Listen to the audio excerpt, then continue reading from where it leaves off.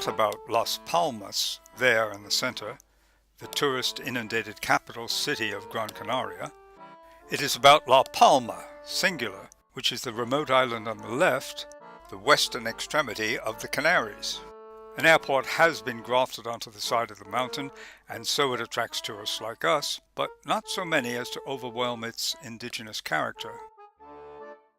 Geologists predict that someday there will be a massive eruption and the mountain will shear off into the sea, creating a tsunami which will race across the Atlantic and submerge New York. Our first expedition was by bus to Fuencaliente. We walked to Volcan San Antonio and down to the lighthouse on the southern tip of the island.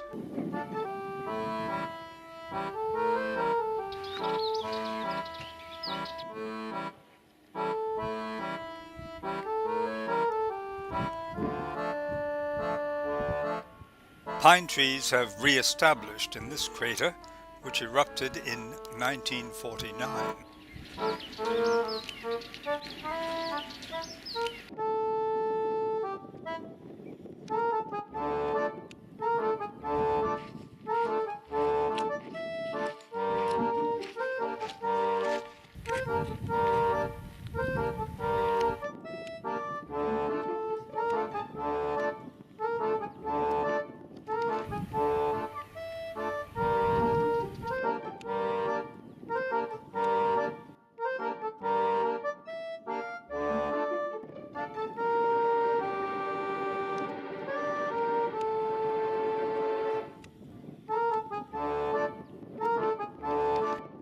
Volcan Tenaguilla did not exist until 1971, when the most recent eruption added a few hectares to the southern tip of the island.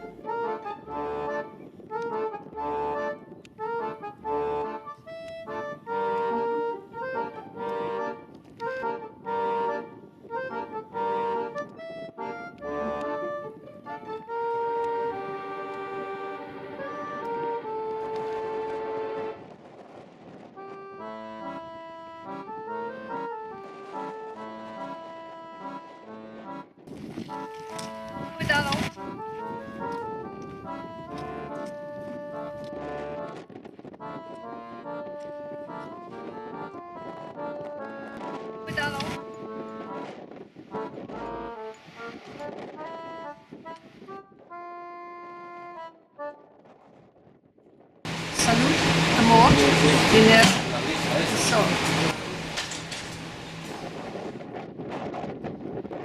Jamón in Palma is different. It is thinly sliced cooked pork with mojo, a sauce of pepper, chili and garlic. My soup came as a plate with a little heap of ensalada in the middle and puddles of lime juice and olive oil. The waiter then poured on a bottle of mango juice and told me to mix it up. Delicious.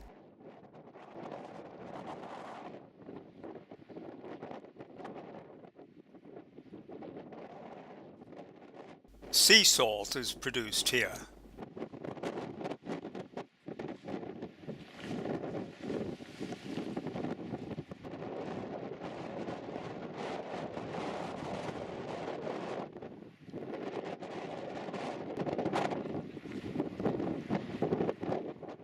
We took the long route uphill by bus.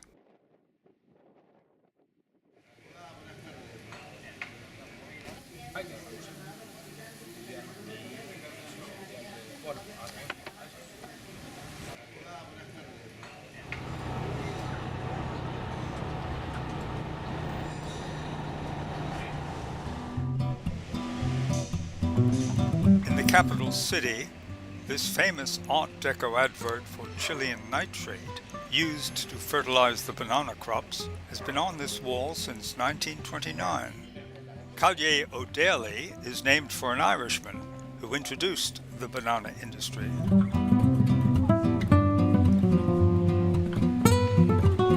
Traditional Canarian balconies on the seafront.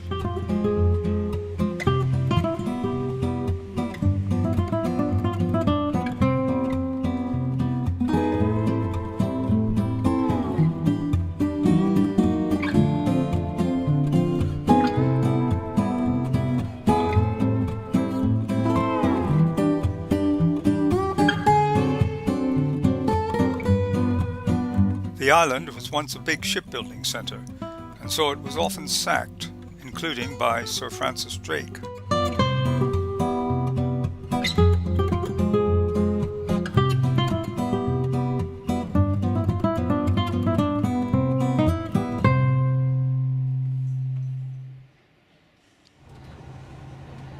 Calculating the height of the island against its total land area, it is the steepest island in the world.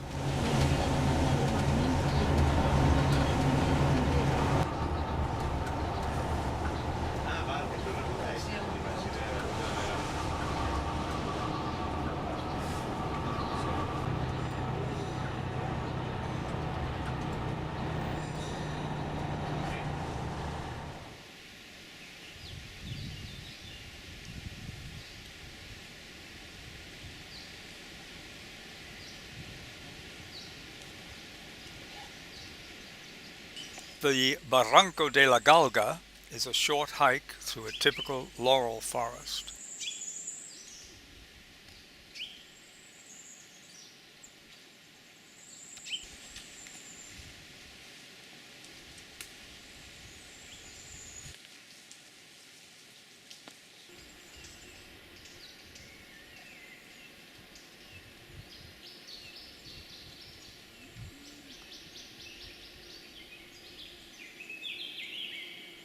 This is ebony, and it has a lot of branches coming out from around it, which, when the central trunk dies, as this one has, continue the survival of the tree.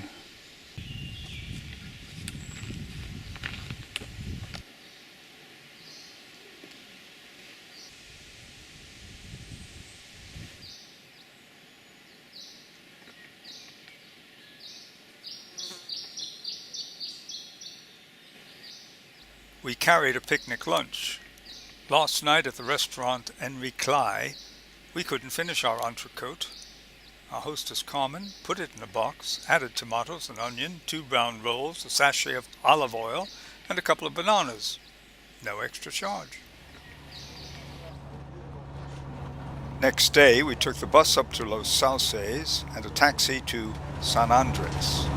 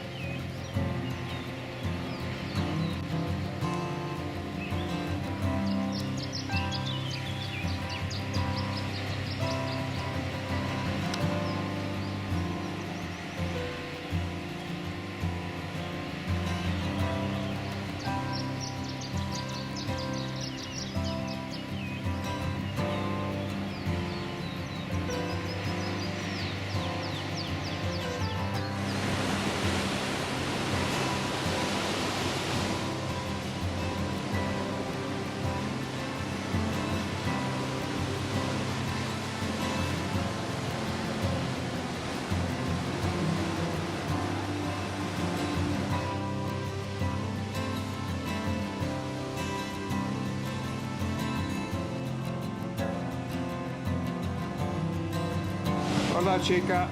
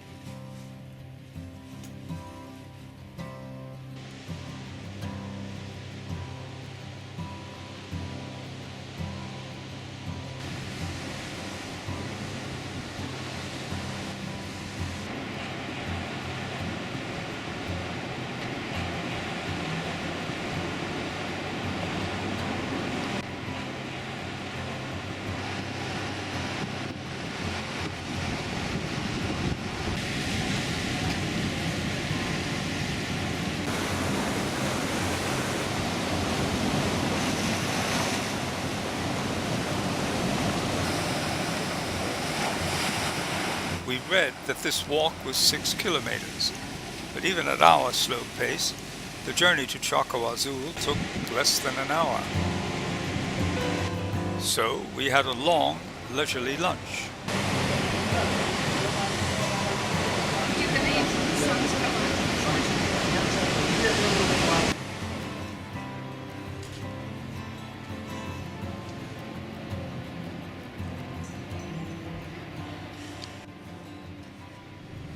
The summit of the island, at 2,500 meters, is at the Caldera de Taburiente, a crater 8 kilometers across.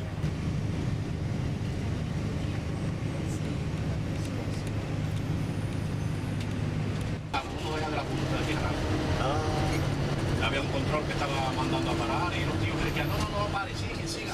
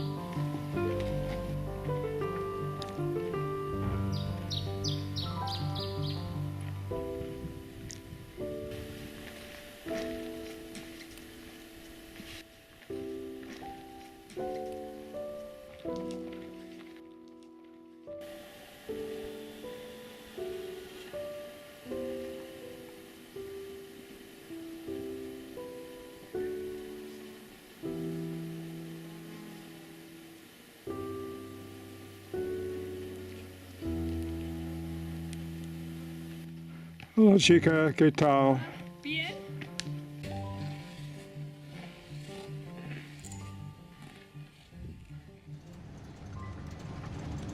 Instead of crossing the island to reach Tazacorte, we took the scenic route around the northern half of the island.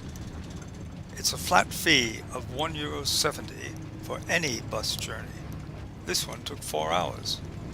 Taxis are cheap too, as is food, wine, and accommodation. Very strange, since so many things must be important.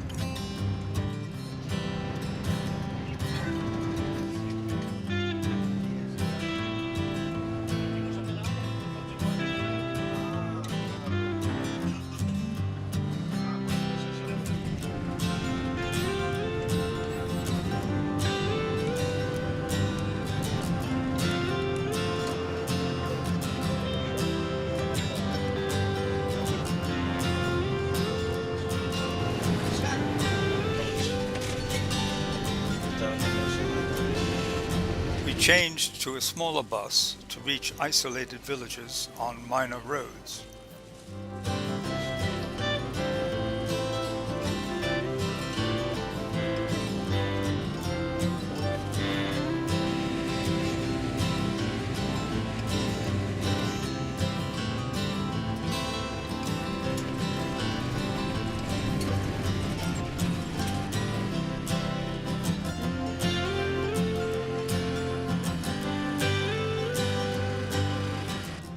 Regaining the main road, we changed back to a large bus.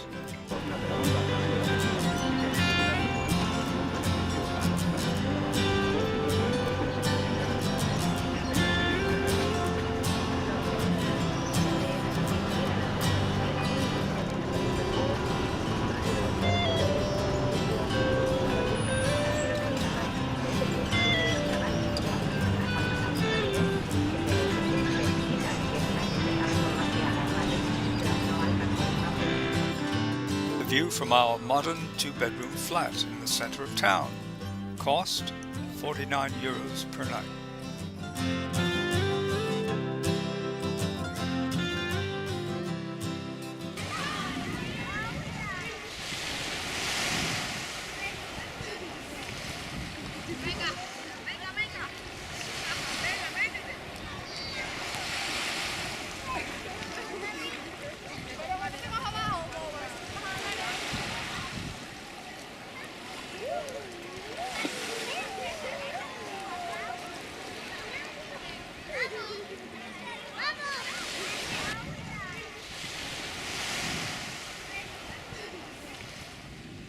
We took a bus to the Mirador El Time, overlooking Tazacorte, and walked back down the cliff.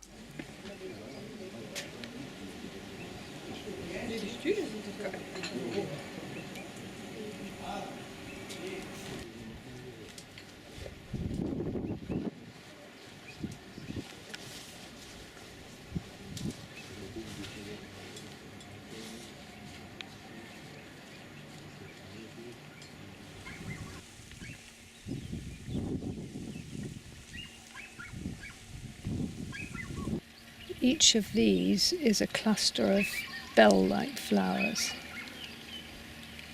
Prickly pear flowers. Feel them, they're quite greasy, but this one isn't, so maybe that's got something on it. Our old friend, the red and white markers from the GR.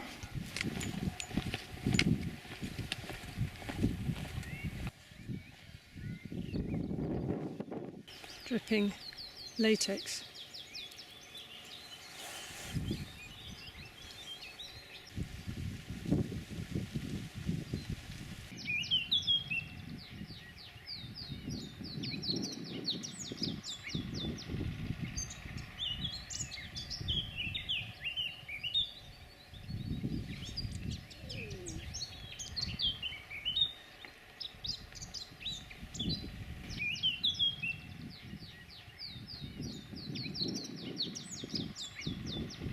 Did we mention the bananas? Southern and western parts of the island are covered in plantations of bananas, a major export. Some in plastic tents, others exposed.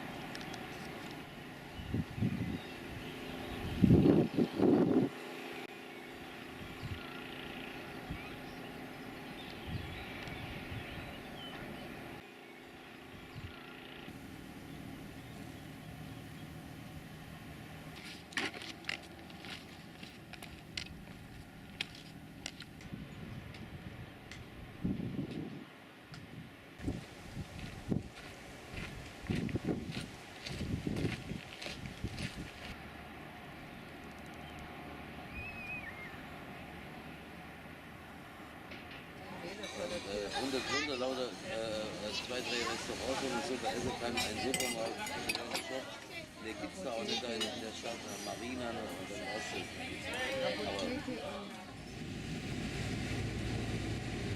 Buses are called guaguas, as they are in Cuba. Many people from here emigrated to Cuba. We took one to Tiarafe to walk the ancient cobbled road up to Tinizara. Off we go.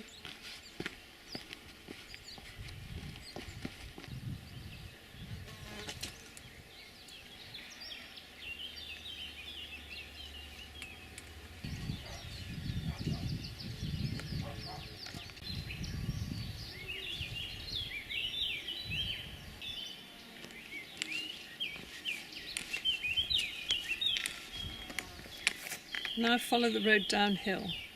Palm trees begin appearing. Terrain is very rocky, with many ravines concealed in its incline. After 2 minutes, when the road curves to the left, to descend the barranco, turn right, signpost to climb the ravine on the old camino.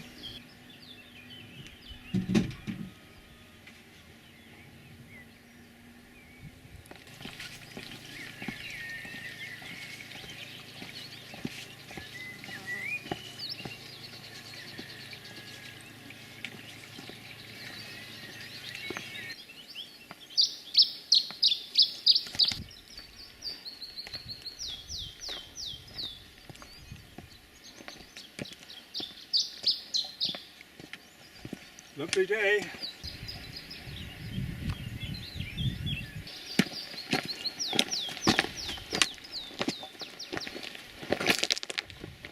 Ooh, there's all the white stuff. In these white, fluffy patches live the cochineal insect. There it is. It produces a red dye. You can't see the red, can you? Yes, you can. There You we are. can, Lots yeah. of red. And if you look on my finger, it's a real crimson. Yeah, they harvest them.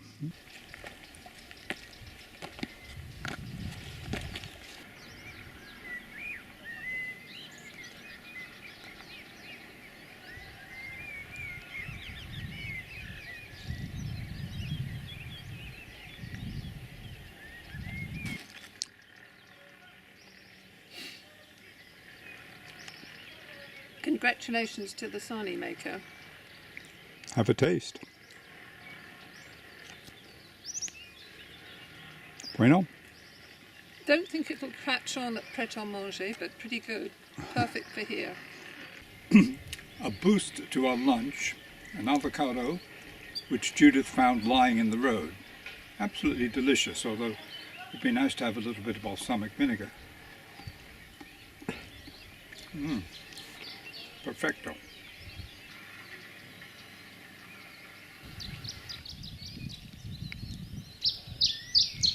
Okay. Sorry, I should have my elbow out, shouldn't I, in the correct style? I'm hopeless at that.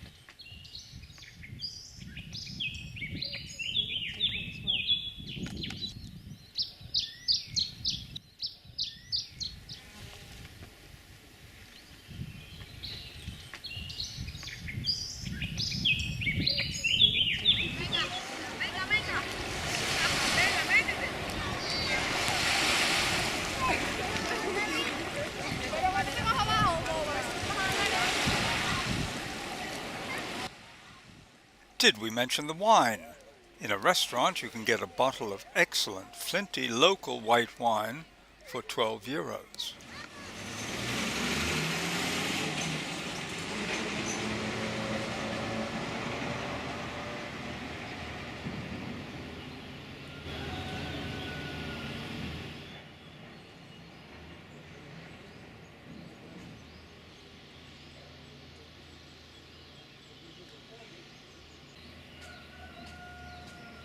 We completed our circumnavigation of the island by returning to the southern tip via Los Llanos, huddled under the rim of the Caldera de Taburiente.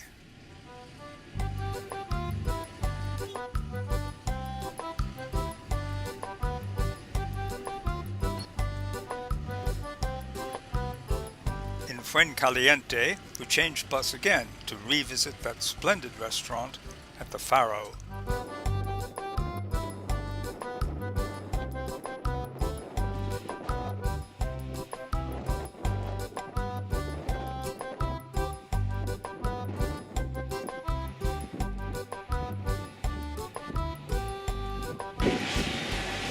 We're at the very southern tip of La Palma, where there's a lighthouse behind Judith.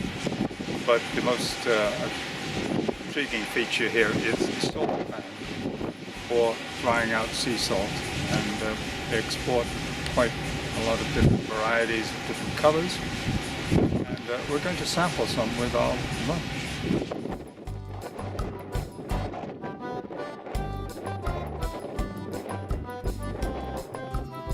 The king prawns came covered in salt. I made the mistake of thinking it was rice.